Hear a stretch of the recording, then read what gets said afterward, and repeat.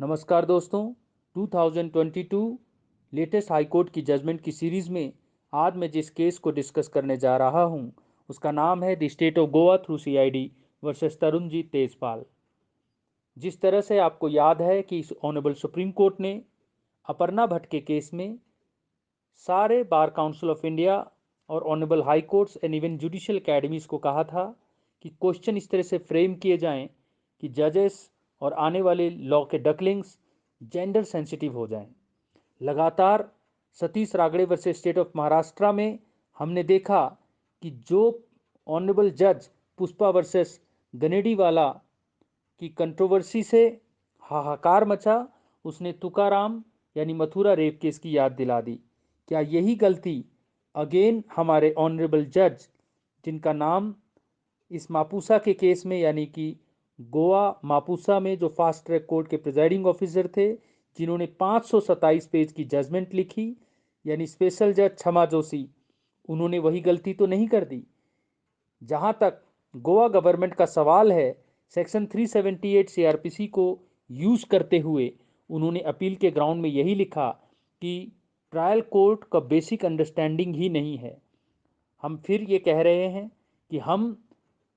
Sub judice के principal का ध्यान रखते हुए मेरिट पे नहीं जाएंगे, लेकिन हम इस अपॉर्चुनिटी को ज़रूर ग्रैब करेंगे कि जो लीगल बायस हम सब के अंदर है, कहीं ना कहीं हमारी पैट्रियार्की हमारे डीएनए में आकर हमारी रीजनिंग में इनक्रिप्ट हो जाती है, जिसके कारण हम कई तरीके की बातें अपनी जजमेंट्स में लिख जाते हैं जो section 53 capital A of Indian evidence act और सेक्शन 146 इंडियन एविडेंस एक्ट के अगेंस्ट होती है।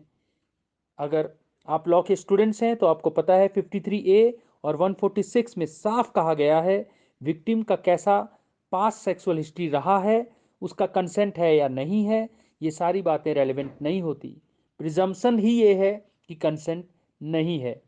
और इसीलिए तरुण तेजपाल को एक्विट करते हुए जो 527 पेज की जजमेंट में मापुसा के स्पेशल जज क्षमा जोशी ने लिखा है कि 2 दिन लगातार सेक्सुअल असॉल्ट जिसका हुआ हो, एलिवेटर ऑफ ग्रैंड हयात यानी कि जो बहुत ही बड़ा होटल है गोवा में, वो उसी एक्यूज के साथ लगातार 2 दिन असॉल्ट होने के बाद भाई ऐसा तो बिहेव नहीं कर सकती कि उसके चेहरे पे स्माइल हो, एब्सोल्युटली चीयरफुल हो। क्या कोई प्रोसिक्यूट्रिक्स ऐसी हो सकती है? फोटोग्राफ्स तो देखो, बिल्कुल भी डिस्टर्ब नहीं दिख रही, रिजर्व्ड नहीं दिख रही, टेरिफाइड नहीं लग रही, ट्रोमेटाइज नहीं लग रही। ये सारी बातें 527 पेज की जजमेंट में ऑनरेबल जज क्षमा जोशी ने लिखी है। और ये कहा है कि ये जो प्रोसिक्यूट्रिक्स का रिवीलिंग बिहेवियर है, ये नॉर्मेटिव बिहेवियर नहीं हो सकता। 2 रातें लगातार जिस लड़की का सेक्सुअल असॉल्ट हुआ हो, वो इस तरह का बिहेवियर तो नहीं दिखा सकती। और इन्हीं बातों को चिंता जताते हुए honourable high court, Bombay high court में गोवा गवर्नमेंट पहुंची है और 378 में जो अपील की पावर्स हैं उन सबको डिस्कस करते हुए अपील को एडमिट कर लिया गया है। और सबसे इम्पोर्टेंट बात है कि अपर्णा भट्ट या Satish Ragde state of Maharashtra Bombay high court या अटॉर्नी जनरल जिन्होंने सतीश रागड़े की जजमेंट को यानी कि skin to skin touch controversy वाली जजमेंट को सेट असाइड करवा दिया था और ये कहा था कि जजेस को अपने सब्जेक्टिव बायस नहीं लाने चाहिए, लड़की के सेक्सुअल बिहेवियर पे कम से कम टिप्पणी करनी चाहिए। मिसोजिनिस्ट या जिस तरह का भी पेट्रियार्क माइंडसेट हमारा है, निजी जिंदगी में हम जैसा भी सोच रखते हैं, हम कॉन्स्टिट्यूशनल मॉरलिटी को ही ध्यान रखें अपनी जजमेंट्स में। इसीलिए आज मैंने ये वाली जजमेंट, जो अभी जजमेंट आई भी नहीं है, केवल अपील एडमिट हुआ है, the state of Goa through CID Tarunjeet Tejpal, आपके साथ डिस्कस किया। पुष्पा वी गनेडीवाला और